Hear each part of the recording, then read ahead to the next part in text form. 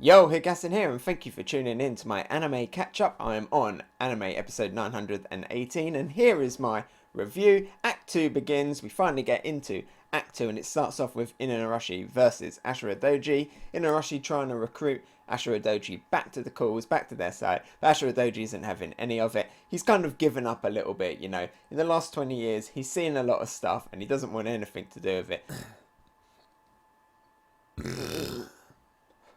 The fight that we get here, it's a nice simple fight, nice simple sword fight, but I want to take this time to actually talk about the One Piece 1.0 animation. Because the animation, obviously, compared to what we used to get, is so much better. It's really nice, I really like the art style, and I really like a lot of the choices that they make, especially things where we get like the introduction that we had here in Act 2, and at the end of Act 1, like all of the little 1.0 stuff, like all the music playing, and just the general style overall, the colour and everything looks fantastic. But sometimes I have started to notice that there are areas that can still potentially be improved, and some of that is in the fights. Like, we get a lot of fights now, and if I have to describe the 1.0 animation, it would be the arc of extreme close-ups, because we get so many extreme close-ups in 1.0, especially in the fights. A lot of zooming in on characters' eyes, a lot of zooming in on characters' mouths, and sometimes it just looks like two big heads having a go at one another.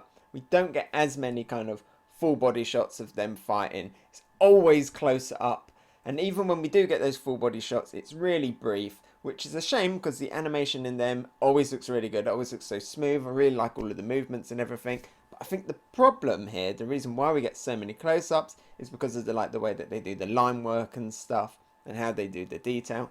The line work looks great. Like I say, I really love the style. But sometimes when you see a character at a distance, the detail gets lost and it looks a bit smudgy.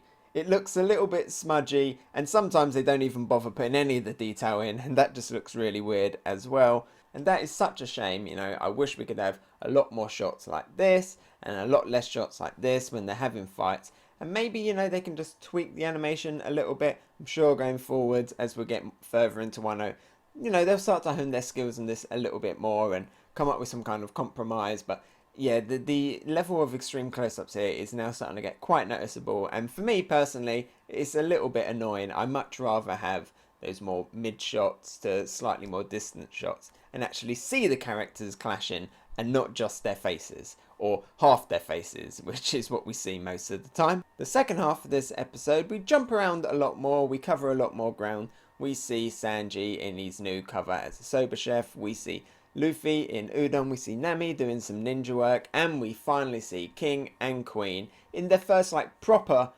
introductions in the anime. And we also see Frankie and Robin having dinner together. I like that. That's a nice little touch. Big Frankie and Robin shipper. So happy to see that shot in here. But the shots that we do see and all of the stuff that we see in the second half, they're a little bit strange. At first I was like, okay, it's quite good. You know, the pacing is quite good. I like that we're moving forward quite quickly. But then when we get into the next episode, some of this stuff is repeated, and it just makes this episode feel a little bit weird. It's not quite how it was in the manga.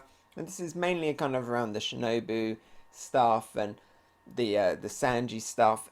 And it just feels like a lot of this was kind of in here so that we could have it in the preview and stuff. Particularly the King and Queen stuff, because that feels like it was just slapped on right at the end of this episode. You'd think that seeing King and Queen, and Jack as well, for the first time kind of in 1.0 all together, you think it'd be like quite a big deal. You think they'd spend a little bit more time on it. You think there'd be some big introductions, but it's kind of just slapped on at the end of this episode. And I'm guessing it was just so it could be in the preview of the previous episode.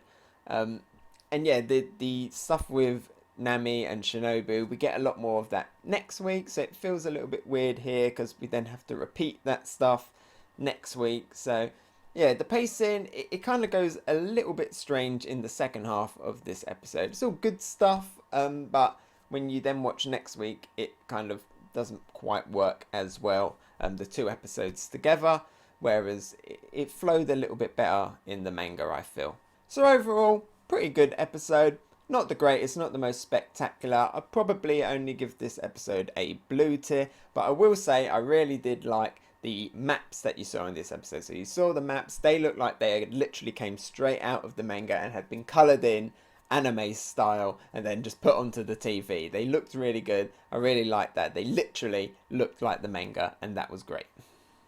Hey, so thanks for watching. What did you think? Let me know about it in the comments below. And if you enjoyed my video, maybe give it a like, and if you really liked it, why not subscribe? You can follow me on Twitter, Instagram and Twitch. Oh, and here's a related video you might enjoy, and something more fresh. I've been Higasin, and I'll talk to you next time. Bye!